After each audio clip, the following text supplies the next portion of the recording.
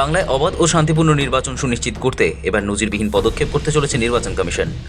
আইন শৃঙ্খলা রক্ষায় আরও কঠোর হওয়ার নির্দেশ দিয়েছে তারা। সাফ জানানো হয়েছে, যাদের নামে জামিন অযোগ্য পরোয়ানা বা ওয়ারেন্ট রয়েছে তাদের অবিলম্বে গ্রেপ্তার করতে হবে।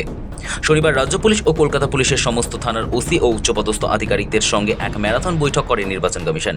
সেখানেই নির্দেশ দেওয়া হয়েছে, নির্বাচনের আগে এলাকায় কোনো দাগী অপরাধী যাতে মুক্ত অবস্থায় ঘুরে বেড়াতে না পারে সেদিকে কড়া নজর রাখতে হবে ওসিদের। শনিবারের বৈঠকে কমিশন আরও এক ধাপ এগিয়ে স্পষ্ট নির্দেশ দিয়েছে যে যদি দুই রাজনৈতিক দলের মধ্যে সংঘর্ষ পরিস্থিতি তৈরি হয় এবং তা নিয়ন্ত্রণের বাইরে চলে যাওয়ার আশঙ্কা থাকে, তবে প্রয়োজনে পুলিশকে যথাযথ বলপ্রয়োগ করতেও পিছপা হলে চলবে না। ভোটের দিন কোনো রকম অপ্রীতিকর ঘটনা ঘটলে সঙ্গে সঙ্গে অ্যাকশন নিতে হবে। পরিস্থিতি নিয়ন্ত্রণের ক্ষেত্রে কোনো রকম গাফিলতি হলেই ওসিদের সাসপেন্ড করা হতে পারে বলে সতর্ক করে দেয় নির্বাচন কমিশন। রাজ্যের মুখ্য নির্বাচনী আধিকারিক মনোজ আগরওয়াল জানান, ভোটের দিন কোনো এলাকায় কোনো অস্ত্র, বোমা, গুলি উদ্ধার হলে সংশ্লিষ্ট থানার ওসিদের ব্যবস্থা নিতে হবে। তা না হলেই কড়া পদক্ষেপ করবে কমিশন।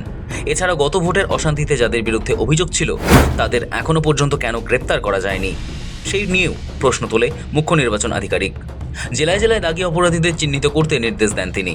যাদের বিরুদ্ধে আগেই হিংসার মামলা রয়েছে, ভোটে যাতে নতুন করে তারা অশান্তি ছড়াতে না পারে সেদিকে নজর রাখতে হবে।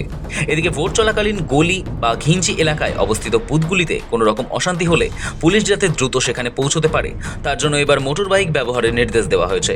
কমিশনের পক্ষ থেকে সাফ জানানো হয়েছে, রাজ্যের বহু ভোট কেন্দ্র অত্যন্ত সরু গলি বা ঘিঞ্চি এলাকায় অবস্থিত।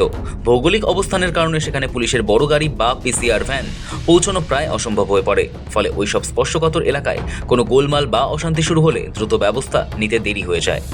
এই সমস্যার মেটাতেই পুলিশকে নির্দেশ দেওয়া হয়েছে, প্রতিটি থানার অধীনে একটি দক্ষ মোটর বাইক বাহিনী প্রস্তুত রাখতে হবে।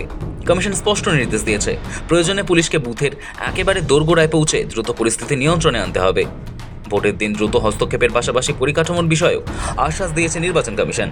বৈঠকে বলা হয়েছে, যদি কোনো থানায় পর্যাপ্ত মোটর বাইক না থাকে তবে তার তালিকা দিলে নির্বাচন কমিশন নিজেই সেই যান সরবরাহ করার ব্যবস্থা করবে। কিন্তু পরিকাঠামোর অভাবে অজুহাত হিসেবে খাড়া করে কাজে ঢিলিমি বরদাস্ত করা হবে না। পুলিশের মূল লক্ষ্য হবে যে কোনো গোলমালের খবর পাওয়া মাত্র দ্রুততম সময়ে ঘটনাস্থলে পৌঁছানো।